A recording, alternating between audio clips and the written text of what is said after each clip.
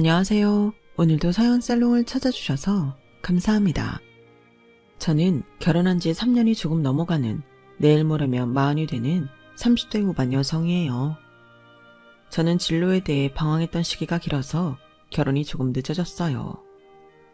저는 20대 중후반까지 열심히 다니던 회사를 때려치고 작가를 준비하고 있었거든요. 마음 먹고 독하게 한다고 했지만 마음처럼 출간을 하는 게 쉽지가 않아서 지망생 기간이 생각보다 많이 길어졌어요.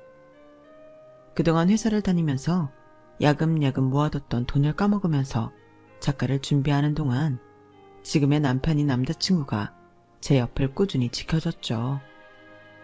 제가 27살일 때 다니던 회사에서 만나 꽤 오래 연애를 한 사람이었고 평소 회사 동료에서 애인으로 발전한 사이라 그런지 저를 오랫동안 지켜봐서 저에 대한 믿음이 강한 사람이었죠. 그래도 몇 년간 일정한 수입도 없이 꿈만을 향해 달려가는 제가 때론 못 믿었고 결혼 상대로는 부담스럽게 느껴질 수도 있었을 텐데 그 사람은 항상 어떤 걱정이나 잔소리 없이 묵묵히 저를 지지해줬어요. 그런 남편의 무한한 응원 덕분인지 인터넷에 연재하던 소설이 말 그대로 대박이 났어요. 지망생 기간이나 무명 기간에 들어오는 돈으로 커피나 몇 잔 사 먹을 수 있을까 말까 했던 돈이 한번 대박이 나자 상상 이상으로 짭짤하게 들어오더군요. 마치 그동안 무수입으로 살던 삶을 다 보상해주기라도 하는 것처럼요. 하지만 그렇다고 해도 모아놨던 돈을 다 까먹은 상태로 번 돈들이라 그렇게 안심하기만 할 수준은 아니었어요. 제 나이 또래들이 벌어온 돈에 비하면 크게 차이나지 않을 정도였죠. 그래서 저는 안주하지 않고 바로 다음 작품을 썼고 전작이 대박났던 덕에 차기작도 세간의 주목을 받아 대박이 났어요. 2연속 작품을 성공시키고 나니 저도 슬슬 결혼 생각이 들더군요. 남들 다 아는 결혼도 미뤄가며 끝까지 절 믿어준 남편과 이제는 가족이 되어 안정된 삶을 꾸리고 싶었어요. 그래서 말씀드리기 조금 부끄럽긴 하지만 저희 부부는 프로포즈도 제가 했어요. 여자가 프로포즈하지 말란 법은 없잖아요. 그렇게 영화처럼 기발하고 낭만적인 프로포즈까지는 아니었지만 분위기 좋은 호텔을 예약해서 명품 시계와 꽃을 선물하며 청혼을 했죠. 평소 무뚝뚝하던 남편이 눈물을 흘리며 저를 꼭 껴안아 주더군요. 무수입으로 살아왔던 기간 동안 저희 데이트 비용은 남편이 다 내줬었는데 처음으로 제가 번 돈으로 이렇게 나름대로 호화로운 데이트를 즐기고 명품 선물을 하니 저도 참 기분이 좋더라고요. 돈 버는 맛이 이런 거란 걸 새삼 오랜만에 깨닫기도 했고요. 경제적으로 여유가 생기니 결혼 준비를 하는 과정도 수월했어요. 뭐든 가장 마음에 들고 좋은 것으로 해도 별로 부담이 크지 않은 느낌이었어요. 덕분에 결혼식도 신혼집 마련이나 혼수도 남들이 적당히 부러워할 만한 수준으로 했던 것 같아요. 친정에 손 벌린 건 없지만 시댁에는 제 수입이 크다는 사실을 공개하는 게 부담스러워서 친정에서 어느 정도 보태주셨다고 둘러대긴 했죠. 작품 수입이라는 게 워낙 들쭉날쭉이라 또 언제 시들해질지 모르니 말하기 조심스러운 것도 있었고 괜히 큰돈 번다고 하면 시댁 태도가 이상해질까 두려운 것도 있었어요. 맞아요. 한마디로 불필요한 분란을 만들고 싶지가 않았던 거죠. 남편이 제게 티를 내진 않았지만 제가 지망생이었을 시절 결혼 적령기가 넘어갈까 말까 하던 남편에게 시부모님께선 선자리를 제안하는 문자를 보냈던 걸 우연히 본 적이 있었거든요.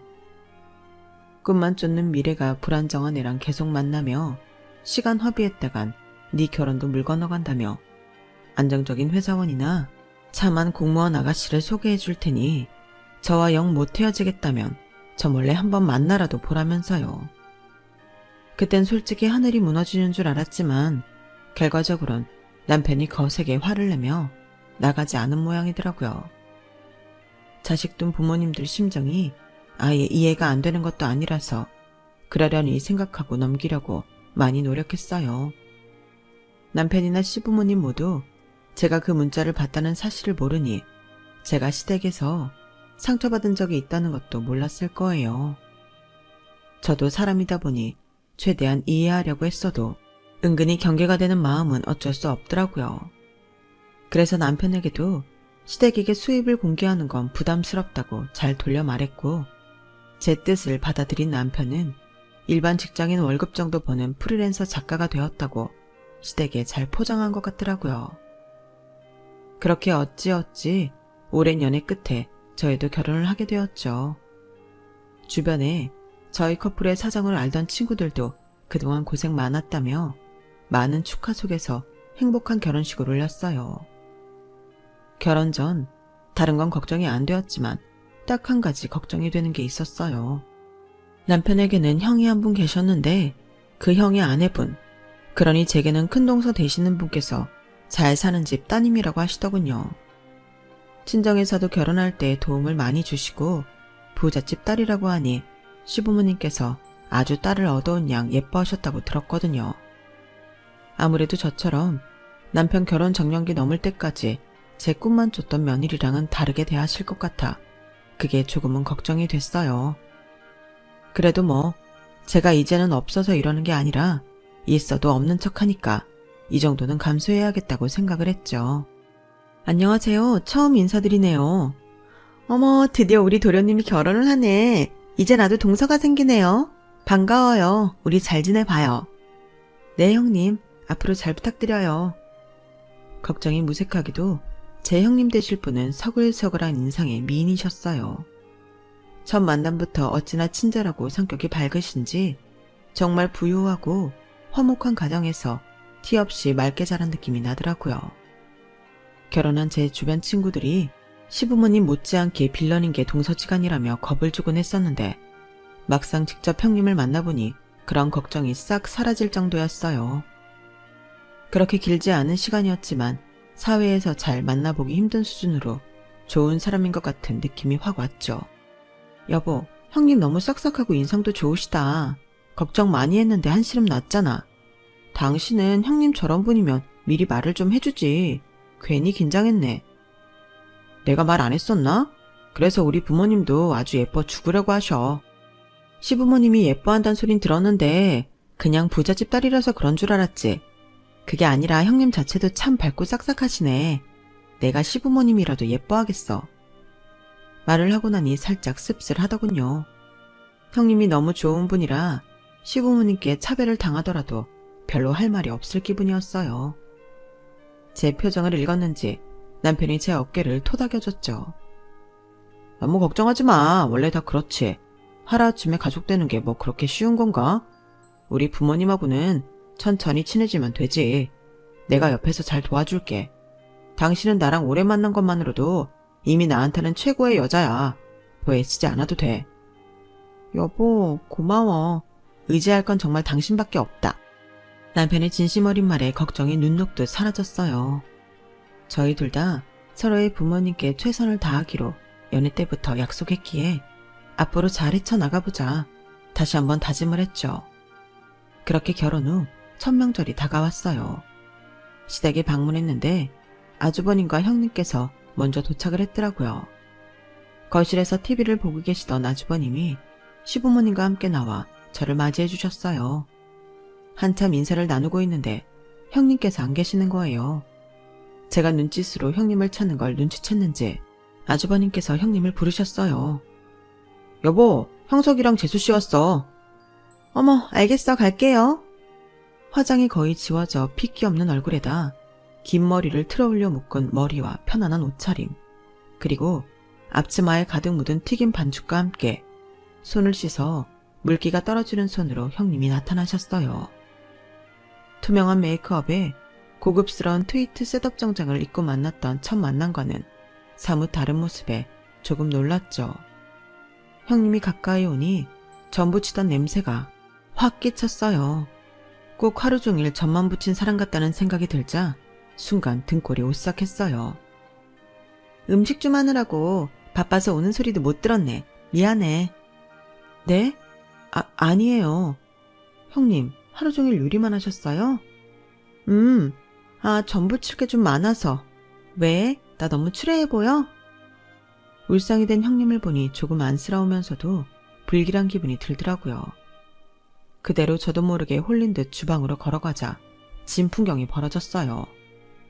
아니, 무슨 전집을 차리는 것도 아니고 온갖 종류의 전이 붙여져 있고 주방은 난리가 났더라고요. 내가 요리를 해본 적이 없어서 서툴러서 좀 요리를 깔끔하게 할 줄을 몰라. 도련님이 동서는 요리 잘한다던데 맞아? 네? 저는 잘하는 건 아니지만 자취를 좀 해서 어느 정도는 해요. 정말? 살았다. 형님이 바로 제 손을 부여잡으며 눈을 초롱초롱하게 빛내더라고요. 그러더니 다른 사람들 귀에 들리지 않게 조용히 속삭였어요. 동서, 나 좀 도와줘. 살려줘. 이 많은 걸 혼자 하느라 그동안 명절마다 힘들어 죽는 줄 알았어. 그나마 전에는 어머님이 도와주는 척이라도 하셨는데 이번에 동서 들어와서 며느리가 둘이니 자기는 손도 안 대겠다고 하셔서 동서 오기 전까지 나 혼자 하고 있었어. 지금 허리고 뭐고 너무 아파 죽겠어. 아니 형님, 이 많은 걸 혼자 다 하신 거예요? 아주버님은 뭐 하시고요? 동서, 우리 시어머니를 아직 모르는구나. 하긴 모르는 게 낫지. 알았으면 동서도 시집 안 왔을지도 몰라. 남자는 주방에 들어가는 거 아니라고 언제적 소리를 그렇게 하신다. 시어머니 한번 화내면 불같은 거 모르지? 내가 그래서 그냥 이 약물고 참고 살아. 싸우기 싫어서. 잘 보니 형님 눈이 초롱초롱해 보였던 건 눈물이 고여있던 거였어요. 갑자기 한순간에 착잡해지더라고요. 남편이 연애 때부터 가족 얘기는 별로 안 해서 시댁이 이렇게 보수적일 줄은 몰랐거든요. 제가 들은 얘기라고는 시부모님이 형님을 무척 예뻐한다는 것과 형님이 부잣집 막내딸이라 일머리가 없다는 것 정도여서 곱게 자란 며느리이기도 하고 예뻐한다길래 당연히 이렇게 명절에 굴릴 거라곤 상상도 못했던 것 같아요. 결혼준비 과정에서도 그 틀에 박힌 시댁 특유의 발언들도 하지 않으시고 워낙 점잖으셔서 이런 징조조차 전혀 느끼지 못했기에 굉장히 충격적이었어요. 제가 충격에 휩싸여 형님 이야기를 듣고 있자 저희가 딴짓을 하고 있다고 생각한 모양인지 시어머니가 부엌에 들어오셨어요. 예, 너는 왔으면 형님 도와야지. 뭘 그러고 서 있니? 이 많은 음식을 혼자 하느라 우리 큰며느리가 고생이 많은데 얼른 손 씻고 돕지 않고. 동서가 생겨서 너무 좋으네요. 어머님은 거실에 가서 쉬고 계세요.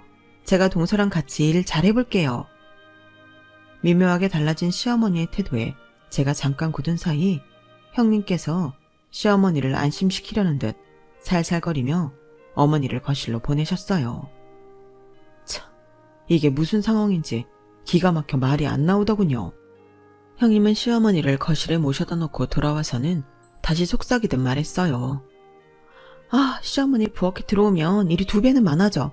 요리할 때 잔소리가 어찌나 심하신지 동서는 모르지? 차라리 동서가 와서 정말 다행이라니까. 동서랑 한다고 하면 시어머니 보낼 수 있으니까. 아니 형님, 그동안 매년 명절을 다 이렇게 지내오신 거예요? 요즘 시대가 어떤 시대인데 이건 제사상이 아니라 잔치상 수준인데요. 형님네랑 저희 어머님 아버님이 함께 식사해도 3일은 먹겠어요. 그치? 어머님이 형제분이 많은 집이라서 손이 크셔. 아니, 내가 전에는 너무 힘들어서 시장에서 몰래 전을 사왔거든? 그랬더니 저는 바로 부쳐서 먹는 게 맛있다면서 전재료를 사러 가서 장을 싹 봐오시는 거야. 이 집에 시집 온 이상 피할 수가 없어 동서. 형님은 해맑게 동료라도 생긴 듯 저를 반겼지만 저는 달갑지가 않더군요. 아니 당연히 반갑지가 않죠. 인간적으로 절 반기는 게 아니라 일을 나눌 일꾼이 들어온 것처럼 기뻐하셨으니까요. 그날은 저도 너무 안이 벙벙해서 형님이 이끄는 대로 어머님이 원하는 대로 아주 난생 처음 진수성찬을 차려봤습니다. 남편에게도 제 부모님께도 차려들어 본 적 없는 호화로운 식탁이었어요. 상딸이 휘어진다는 말이 무슨 말인지 그날 깨달았다니까요. 그날만 생각하면 아직도 허리랑 손목이 아파할 정도로 기름 냄새에 쩔어서 요리만 해댔던 것 같아요. 아무래도 아무것도 모르고 왔으니 대뜸 저만 일 안 하겠다고 거절을 하기도 힘들었고 몸은 요리하랴 머리는 상황 파악, 분위기 파악하느라고 정신이 없었던 것 같아요. 그렇게 임금님 수라상이나 다름없는 제사상을 차리고 무사히 제사를 치러냈죠. 먹을 때 행복한 건 잠깐이고 그렇게 미친 듯이 요리를 하고 나니 정말 뒷정리도 힘들더군요. 요리는 죽어라 며느리들 부리시길래 뒷정리라도 남자들 시키시려나 했는데 제 아들들은 또 옆에 앉혀서 같이 과일이나 먹고 계신 시부모님을 보니 속에서 천불이 나더라고요. 물론 아직도 우리나라에 고부 갈등이 완전히 사라지지 않았다는 건 알고 있었지만 그래도 요즘 같은 시대에 이렇게 잔치하듯 제사를 지내는 집은 처음 봐서 화가 났어요. 이런 걸 미리 언질조차 안 해준 남편이나 형님한테도 내심 서운했고요. 결국 뒷정리를 하다 한계까지 온 저는 참지 못하고 헤어질 때 시부모님께 한마디를 얹고야 말았어요. 어머님, 원래 매년 제사를 이렇게 지내시나요? 그렇지. 왜 그러냐? 저희 집은 제사를 지내는 집안이 아니라 이런 게 너무 낯설기도 하고 간소화시킨 것도 아니고 이렇게 옛날 방식으로 상다리 휘어지게 제사 지내는 거 저는 2번은 못할 것 같아요. 음식 가짓수도 장난 아니고 인원도 인원인데 저랑 형님 2명이서 이렇게 많은 음식을 해낸다는 게 노동량이 말이 안 되는 것 같아서요. 다음부터는 음식 가짓수를 줄이고 남편들도 참여를 해야 부담 없이 제사를 지낼 수 있을 것 같아요.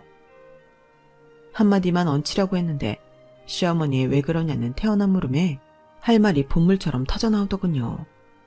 보는 사람에 따라 왜 그렇게 발끈하냐 생각할 수도 있겠지만 저는 오히려 할 말을 다해서 다행이라고 생각했어요. 제가 몇 번을 더 참고 오늘 같은 제사상을 차리다가 어느 날 갑자기 폭발하면 시부모님은 그걸 더 이상하게 보셨을 테니까요. 차라리 이런 일을 처음 겪는 오늘 제대로 제 의사를 못 박아두는 게 나을 것 같았죠. 예상 못한 건 아니었지만 시부모님의 얼굴이 불그락 푸르락해지더라고요. 너는 제사를 몇 년 지낸 것도 아니고 이제야 겨우 결혼하고 첫 제사 지낸 애가 벌써부터 한다 못한다 말이 많으니? 아휴, 세상 참 말세다. 그럼 이 많은 음식을 다 늙은 내가 하리? 그래야 네가 속이 편할까? 어머님, 그 뜻이 아니고요. 이렇게 많은 음식을 한다고 생각하면 어머님도 힘드시죠? 옛날이야 워낙 다 같이 못 먹고 살았으니 제사 때라도 다 같이 모여서 밥 먹자고 이렇게 후하게 차린 거라고 들었어요. 지금은 옛날처럼 못 먹는 시대도 아닌데 괜히 음식 가짓수 많으면 요리하는 데만 힘들고 다 먹지도 못해요. 그래서 간소화하고 남자들도 좀 좁자는 건데 뭐가 문제인지 모르겠네요. 남자들이 어딜 재수없게 주방에 들어가? 요리는 여자들 담당이야. 남자들은 바깥일 하니까 여자들이 이런 일이라도 해야지. 어머, 어머님, 그 말씀도 참 서운하네요. 저도 바깥일하는 처지에 이런 일은 왜 여자들만 하라고 하시나요? 세상이 많이 바뀌었어요. 꼭 그렇게 바깥일, 집안일 할 게 아니라 남자도 여자도 다 나눠서 하면 편하잖아요. 뭐야? 너는 일도 집에서 하는 애가 뭐 그리 바깥 나가서 일하는 애하고 비교를 해, 비교를. 나가고 안 나가고가 뭐가 중요해요, 어머님. 일하는 건 똑같은데 6식구 먹을 걸 한두 가지 메뉴도 아니고 상다리 휘어지게 하려면 2사람으로는 턱없이 부족하죠. 어머님도 솔직히 그동안 힘드셨을 거잖아요. 요즘은 제사를 안 지내는 집도 많은데 이왕 할 거 필요 이상으로 하지 말고 간소화하면 온 가족이 다 힘들이지 않고 즐겁게 할 수도 있는 거잖아요. 남자들 따로 여자들 따로 누군 TV 보고 누군 하루 종일 부엌에 갇혀서 요리만 만들면 누가 명절에 제사를 지내고 싶겠어요. 제가 하는 말을 들으며 뒷목을 잡으시던 어머님은 여름 봤는데 더 이상 받아칠 말은 없으셨는지 돌아온 제 남편 멱살을 부여잡고 흔들어대기 시작했어요. 깜짝 놀란 형님과 아주버님이 어머니를 뜯어 말리기 시작하셨죠. 아, 이놈아, 이 자식아. 그러게 내가 저딴 애 만나지 말라고 안정적인 직장 가진 애 만나라고 몇 번을 말했니? 저런 애들 믿고 지원해봤자 네 아까운 젊은 시절만 다 날리고 그런다고 성공을 한 것도 아니고 이제야 겨우 사랑구실 하는 주제에 일하는 거 가지고 유세 부리면서 며느리 노릇도 안 하려고 들어? 그러게 내가 저런 애 만나지 말라고 했어, 안 했어? 며느리 하나 잘못 들어오면 패가망신이야. 어머님, 제가 제사를 안 지내려고 한 게 아니라 가족들이 다 같이 편하게 지내면 좋겠다는 뜻이었어요. 됐어. 뭘 이제 와서 변명이야. 저 당돌한 년. 내가 너 그렇게 안 봤는데 결혼하니까 속내를 드러내는구나. 아, 내 팔자야, 내 팔자야. 남편의 멱살을 잡고 흔들던 어머님이 쓰러지듯 바닥에 들어 누우셨어요. 멱살 잡혀있던 남편도 끌려가며 난처해했고 아버님이 화를 내셨죠. 당신, 작은 애 결혼하고 천명절인데 이게 무슨 추태야? 얼른 일어나지 못해! 어머니를 다그치시던 아버님이 저와 남편에게 얼른 나가라고 눈치를 주시더군요. 얼른 가라. 더 시끄러워지기 전에. 네, 소란 피워서 죄송해요, 아버님. 됐어. 죄송하긴 뭐가. 얼른 가고 나중에 연락하자. 그렇게 저희는 시댁을 빠져나왔죠. 하고 싶은 말은 다 했지만 결론이 나지 않은 채로 나와버려서 내심 찜찜한 마음이 들더라고요. 그런데 차를 타자마자 남편이 저한테 툴툴대는 거예요. 여보, 오늘 천명절인데 꼭 그래야 했어. 그냥 몇 번만 참고 하다가 나중에 좋게 말씀드려도 되잖아. 당신이 며느리 할 도리 다 하고 나서 이야기하면 엄마가 그렇게 나쁘게 생각하겠어. 안 그래도 형수님이 묵묵하게 시키는 대로 하는 스타일이라 더 비교될 텐데 괜히 왜 분란을 만들어. 제 편을 들어주진 못할 망정 형님과 비교하는 듯한 발언에 머리 끝까지 화가 나더군요. 뭐라고? 아니 형님은 형님이고 나는 나지. 그리고 그 얘기가 왜 나와? 형님도 뭐 좋아서 하시는 건 줄 알아? 얼굴 보니까 죽을 맛이더만. 내가 할 말 다 해서 형님도 좋으셨을걸? 형수님은 진짜 순한 분이라 그게 며느리 도리인 줄 알고 하시는 거야. 며느리 도리가 뭔데? 내가 시댁에 죄를 졌어, 원수를 졌어? 집안일하고 제사 지낼 사람 필요해서 결혼했니? 그러는 너는 우리 집안에서 일 한번 해봤어? 우리 집은 제사도 안 지낼 뿐더러 사위를 손님 취급하는데 어떻게 어머님은 첫 명절부터 나를 노비 취급을 하시냐고. 그제서야 남편이 뭔가 깨달은 듯 말이 없더라고요. 남편이 저희 집에 왔을 때 저희 부모님은 정말 남편을 귀한 사이 대하듯 잘해주셨거든요. 여보, 미안해. 내가 생각이 짧았다. 나는 형이 결혼하고 우리 부모님한테 순종하는 형수님만 보면서 몇 년 지냈더니 나도 모르게 이게 당연한 건 줄 알고 살았네. 이제 보니 이기적이었던 것 같아. 남편의 누그러진 태도와 진심으로 미안한 기색이 보이자 흥분했던 제 마음도 조금씩 가라앉더라고요. 그래, 형님도 좋아서 하는 거 아니야. 거절을 못하시는 성향이라 그런 거지. 한 번만 더 시부모님 편 들어봐. 나 진짜 당신한테 실망할 뻔했어. 딴 건 몰라도 내가 제사를 지내지 말자고 한 것도 아니고 못할 말 한 것도 아니야. 이왕 지낼 거면 합리적으로 지내자고 한 거지. 이렇게 매번 힘들게 지내고 나면 형님이고 나를 비교하고 언제까지 버틸 수 있을 것 같아? 마음속으로 화도 많이 쌓일 텐데 그것보단 처음부터 말씀드려서 바꾸는 게 낫지. 그러네, 당신 말이 맞는 것 같아. 내가 생각이 짧았어. 미안해. 엄마 화 풀리시면 나도 잘 이야기해볼게. 다행히 남편이 제 입장을 이해해줘서 저희 부부의 싸움은 여기서 그쳤어요. 그로부터 며칠 후 형님에게서 전화가 왔어요. 전화를 받자 어쩐지 조금 들뜬 목소리가 들리더군요. 네, 형님, 무슨 일이세요? 동서, 얼마 전에 명절 말이야. 동서 너무 멋있었잖아. 나 아직도 그때만 생각하면 완전 짜릿하다? 그 얘긴 꼭 해주고 싶어서 전화했어. 형님도 참 멋있긴 뭐가 멋있어요. 첫 명절부터 시부모님한테 대든 거나 마찬가지인데 뜻밖의 칭찬에 어쩔 줄 모르겠더라고요. 제 입장에서야 떳떳한 행동이었지만 사람들 보기 나름이었던 일이라 그동안 꿋꿋이 참고 살아왔던 형님이 보기에는 충분히 절 이상하게 볼 법도 하다 생각했거든요. 그래서 형님이 절 대하는 태도가 달라져도 각오해야겠다 했었는데 오히려 저를 치켜 세워주시니 부끄러움이 몰려왔어요. 아니야, 나도 그동안 너무 하고 싶었던 말들인데 워낙 소심하기도 하고 어머님이랑 등질 자신이 없어서 마음속에 쌓아만 두고 있었거든. 그런데 동서가 첫 명절부터 그렇게 확 질러줄 줄은 꿈에도 몰랐어. 내 속이 다 뻥 뚫리더라니까. 나 동서가 너무 좋아. 동서, 우리 친하게 지내자. 부잣집 막내따님이라서 그런 건지 뭔지 모르겠지만 형님은 참 사랑받고 자란 티가 많이 나는 분이었어요. 이 나이 먹고 그렇게 솔직하고 직접적으로 애정 표현을 하는 분은 참 오랜만에 봤거든요. 저도 형님의 순수한 면에 이끌려 저희는 그 뒤로 급격히 친해지게 됐어요. 형님께서 해주는 시댁 이야기 등을 듣고 미리 대비책도 생각해놨고 앞에 잘 나서지 못하는 형님을 위해서 부당한 게 있으면 제가 전면에 나서서 시부모님께 이야기하기도 했죠. 시어머님은 처음 몇 번은 노발대발 하시다가도 남편과 형님이 제 편을 들기 시작하니 나중엔 좀 포기하신 것 같았어요. 하지만 제 입장에선 어쩔 수가 없었어요. 시어머님은 형제가 많은 시아버님 집안에 시집 가서 고된 노동을 하던 시대의 며느리셨어서 저희처럼 소가족 정도의 일도 힘들다고 주장하는 저를 절대 이해하지 못하셨거든요. 제가 전면에 나설수록 형님은 고마우셨는지 저를 친동생 대하듯 애정을 쏟으셨어요. 제게 명품 선물도 아끼지 않고 해주셔서 하루는 너무 부담스러워 저도 오랜만에 백화점 명품관에 들러 형님께 드릴 선물을 쇼핑했죠. 고급스럽게 포장된 선물을 형님께 갖다 드리자 형님이 눈물까지 글썽이셨어요. 아니 동서, 부담스럽게 뭘 이런 걸 다 주고 그래. 무슨 소리세요. 형님이야말로 저한테 주신 명품이 몇 개인데. 아, 나야 부모님이 주신 돈으로 사는 거라지만 동서는 다르잖아. 열심히 일해서 번 돈으로 사기엔 너무 아깝고 큰 돈 아니야? 고마워서 어쩌지? 사실 형님께 감사드려야 할 건 저였어요.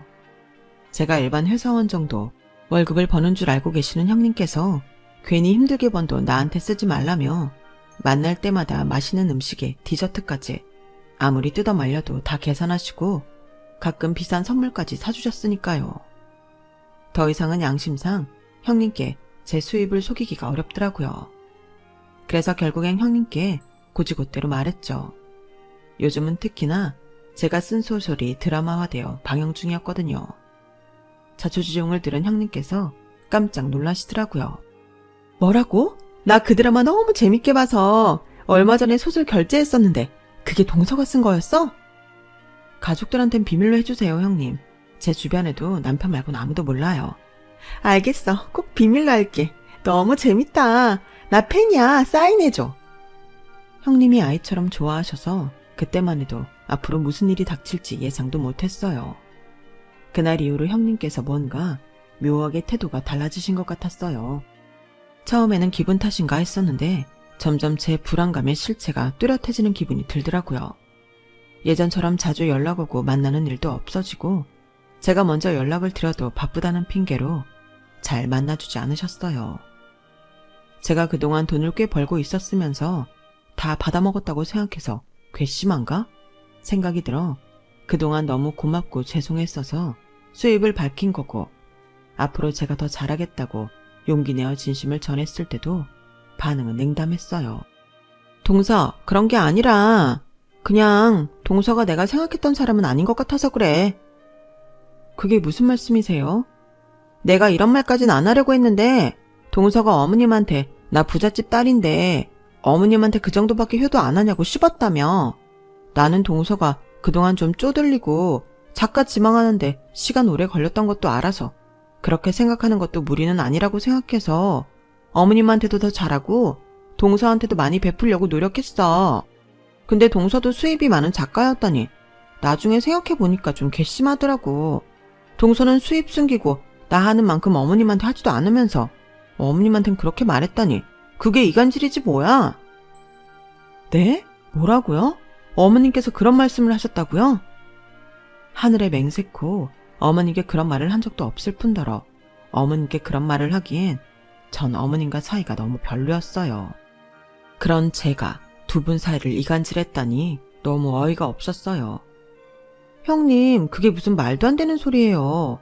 저랑 어머님 사이 아시잖아요. 매번 보시면서. 설마 아니 제가 작정하고 형님을 이간질했다고 한들 어머님이 제 말을 들어주시겠어요? 형님을 예뻐했으면 더 예뻐했지. 제가 하는 말은 들으려고 하지도 않으실 텐데. 그래서 그런 것 같다고 어머님이 그러시더라. 어머님이 나만 편애하는 것 같으니까 동서가 술을 쓰는 것 같다고 하시면서. 세상에, 형님께서 그 말을 고지고대로 들으셨을 걸 생각하니 절 냉담하게 대하셨던 게 무리도 아니었어요. 앞에서는 형님이 주는 온갖 선물이니 밥이니 얻어먹어 놓고 뒤로는 어머님께 그런 말이나 했다니 제가 형님이라도 괘씸할 것 같았어요.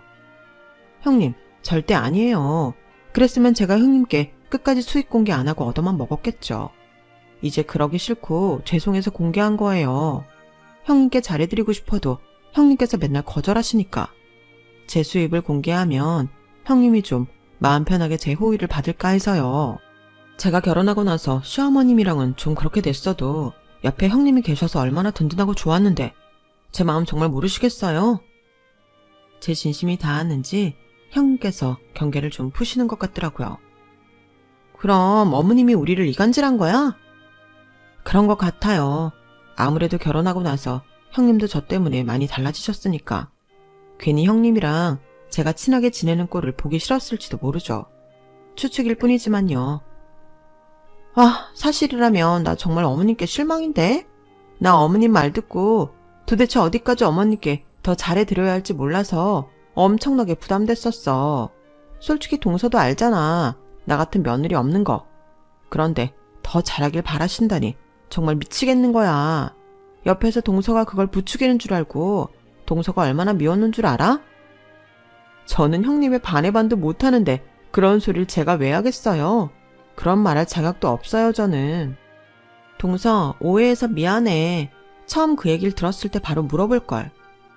아니에요, 형님. 충분히 오해하실 만했어요. 앞으로는 이런 얘기 있으면 꼭 저한테 먼저 물어봐 주세요. 저도 그동안 받기만 해서 죄송했어요. 이제 제 호의 좀 마음 편하게 받아주세요. 저희는 그렇게 아름답게 화해를 했어요. 하지만 시어머니께는 한번 말씀을 드려야겠다 싶었어요. 이 정도로 오해가 풀려서 다행이지 앞으로도 계속 이간질을 하신다면 무슨 일이 일어날지 장담을 못하니까요. 얼마 안 있으면 설날이라 한번 말씀드려야겠다 싶었죠. 하지만 막상 설날이 되자 딱히 말을 꺼낼 타이밍을 못 찾겠어서 이번엔 그냥 넘어갈까 속으로 고민이 되었죠. 괜히 나서서 분란 만드는 것 같기도 했고요. 남편도 제 편을 들어주긴 해도 당연히 저와 시어머님 사이가 더 이상 안 좋아지는 걸 지켜보기 힘들 거고요. 그래서 그냥 넘어가려고 했는데 어머님께서 전에 비해 간소화된 차례상을 보시더니 대뜸 이러시는 거예요. 집안에 사람이 잘 들어야 한단 말이 괜히 있는 게 아닌데 정말 괜히 착한 며느리까지 물들여서는. 어머님의 중얼거림에 순식간에 분위기는 싸해졌어요. 누가 봐도 착한 며느리는 형님, 잘 들어와야 했던 사람은 저를 가리키는 말이었죠. 결국 저는 폭발하고 말았어요. 어머님, 제가 형님을 물들였다고 생각하시는 거예요? 어머, 얘는 왜 또 시비니? 내가 그렇대? 그냥 모든 집 굴러가는 게 그렇다는 거지. 그럼 방금 하신 말이 무슨 뜻인데요? 착한 며느리가 저일 리는 없고 그럼 당연히 물들인 게 저잖아요. 그럼 네가 첫 명절부터 분위기 개판내서 차례상도 제사상도 다 간소화됐는데 내가 부모님께 안 죄송하게 생겼니? 요즘 애들은 왜 이렇게 꼬치꼬치 다 따지는 거야? 시어머니가 시키면 네 하고 설설 기어도 모자랄 망정. 옛날에 난 내 시어머니하고 눈도 제대로 못 마주쳤어. 알아? 그래서 어머님은 그게 좋으셨어요? 죄인 마냥 시키면 시키는 대로 하고 눈도 못 마주치는 시어머니가? 뭐? 죄인? 그리고 어머님, 형님한테 제가 하지도 않은 말 전하셨던데요. 하마터면 형님하고도 사이가 틀어질 뻔했는데 어머님이 무슨 목적으로 그러신 줄 모르겠네요. 정말 어머님은 온 가족이 틀어지는 걸 원하세요? 뭐? 얘 큰며느리야. 넌 그새 그걸 쪼르르 달려가서 일러 바쳤니? 정말 내가 이것들을 정말. 뒷목까지 잡으시던 시어머니가 돌연 눈을 붉히시면서 제게 달려들었어요. 그럼 네가 좀 잘하든가. 네가 시집와서 잘한 게 뭐가 있어? 큰며느리처럼 금전적으로 효도를 했니? 아니면 시키는 대로 입 다물고 일을 잘했니? 안 그래도 너 같은 애 들어와서 큰며느리랑 비교돼 죽겠는데 둘이 잘 지내는 걸 보니 큰애가 아까워서 그랬다. 어쩔래? 너 들어오기 전만 해도 우리 집이 이렇게 기강이 무너지진 않았어. 제 옷을 부여잡고 흔들어대는 시어머니를 남편과 형님이 와서 말리기 시작했어요. 그 연세에도 어찌나 힘이 세신지 두 사람이 붙어서 말리는데도 쉽게 떨어지질 않으시더라고요. 어머님, 지난번부터 너무 오해를 하시는데요. 어머님이 생각을 조금만 열어주시면 제가 그렇게 못할 이야기를 드리는 것도 아니라는 걸 금방 아실 수 있어요. 뭐? 이건 뭐 돈도 없는 게 일도 못하겠다 그러고 살다 너 같은 며느리는 정말 처음 본다. 다들 너처럼 능력이 없으면 시어머니 말에 껌뻑 죽기라도 해. 알아? 어디 거지 같은 걸 몇 년 기다려주고 결혼도 못할 뻔한 거 내 아들이 걷어줬더니 저딴 식으로 나와? 네? 거지 같다고요? 어머님이 내뱉은 말에 저도 모르게 벙쪘어요. 저를 마음에 안 들어 하시는 거야 진작에 알고 있었지만 그렇게까지 생각하고 계실 줄은 몰라서 충격받았죠. 저도 모르게 상처받은 얼굴을 했고 순간 형님과 눈이 마주쳤어요. 남편이 뭐라 입을 열기도 전에 형님이 먼저 입을 여셨죠. 어머님, 말씀 좀 가려가면서 하세요. 평소 얌전하고 싫어도 내색 없이 순종적이던 형님이 하신 말씀에 집안 분위기가 한층 더 냉랭해졌어요. 어른에게 맞설 용기가 없다며 매번 앞에서는 중립을 지키던 형님이 나서자 다들 깜짝 놀란 눈치였어요. 뭐라고? 뭘 가려서 해? 동서한테 해도 너무하시잖아요. 능력이 없다니 거지 같다느니 동서가 어머님께 그런 말 들어야 할 이유도 없고 그런 사람도 아니에요. 집에서 글 쓴다는 핑계로 몇 년을 놀고 먹고 이제 와 겨우 돈 번다는 게 신입 초봉 쥐꼬리만한 월급 벌면서 며느리 노릇은 하나도 안 하려 하는 애한테 내가 그럼 뭐라고 해야 되니? 동서한테 능력 없다고 하면 지나가던 개가 웃겠어요. 저기 저 TV에 나오고 있는 어머님도 즐겨보시는 드라마 저것도 동서가 쓴 소설이 원작이라고요. 뭐라고? 저 드라마 수입이 요새 얼마인지는 기사로 떠들썩해서 어머니도 아시죠? 시어머니 대접 제대로 받고 싶으시면 동서한테도 잘 좀 해주세요. 그렇게 아무것도 모르시면서 사람 무시만 해대면 동서가 어머니께 잘해드리고 싶겠어요? 형님이 의외로 제가 하고 싶은 말을 다 해주셔서 제가 속이 다 시원하더군요. 정체를 이렇게 밝히게 된 건 좀 얼떨떨했지만 시어머니의 하늘 무너지는 듯한 표정이 볼만은 하더라고요. 뒷목 잡고 쓰러지는 신용하던 시어머니를 남편과 아주버님이 부축해 가셨고 그 뒤로 어머님은 기세가 꺾인 건지 다시는 절 괴롭히지 않으셨어요. 오히려 저도 돈줄이 된다는 걸 깨닫고 난 뒤론 제 비위를 살살 맞추며 관계를 회복해보려는 속내가 보였는데 전 그것마저 너무 싫어서 적당히 거리를 두고 있죠. 남편도 차라리 밝히니까 저렇게 얌전해질 줄 몰랐다며 이럴 줄 알았으면 진작 말씀드릴 걸 그랬다고 하는데 제 생각은 좀 달랐어요. 처음부터 밝혔다면 시어머니는 제게 떨어질 콩고물 없나 싶어 본색을 드러내지 않았을 것 같거든요. 차라리 사이가 나빠질 대로 나빠진 지금 제가 어머니께 열심히 잘해드리지 않아도 될 명분이 생겨서 오히려 편하네요. 가끔 형님이 제 작품들 이야기를 자랑하듯 하는데 잠자코 듣고 계시면서 내심 뭔가 바라는 눈빛이지만 이야기는 차마 못 꺼내는 듯한 어머니의 태도를 볼 때마다 속이 시원해요. 그렇게 저를 무시하고 배척하지만 않으셨어도 잘해드렸을 텐데 시어머니의 며느리에 대한 과한 욕심이 부른 참사였죠. 저 대신 큰 용기를 내서 앞에 나서주신 형님과는 전보다도 더 친해졌어요. 지금은 마치 친언니가 생긴 것 마냥 아주버님과 남편보다 더 자주 연락하고 만나는 절친한 사이가 되었답니다. 연애 시절부터 제게 반감이 있는 시어머니 때문에 조금은 우울한 시댁생활이 되는 거 아닌가 걱정했는데 언니 같은 형님을 만나게 될 줄 누가 알았겠어요. 요새는 언제나 제 편을 들어주는 든든한 남편과 같이 있으면 즐거운 형님 덕분에 참 결혼하길 잘했다는 생각이 드네요. 저도 계속 이렇게 잘해 나가고 싶습니다. 제 사연 들어주셔서 감사해요. 건강이 최고죠. 모두 건강하세요. 여러분, 사연 댓글에 응원과 현명한 조언 부탁드려요. 좋아요와 구독은 저에게 큰 힘이 됩니다. 오늘도 좋은 일 가득하세요.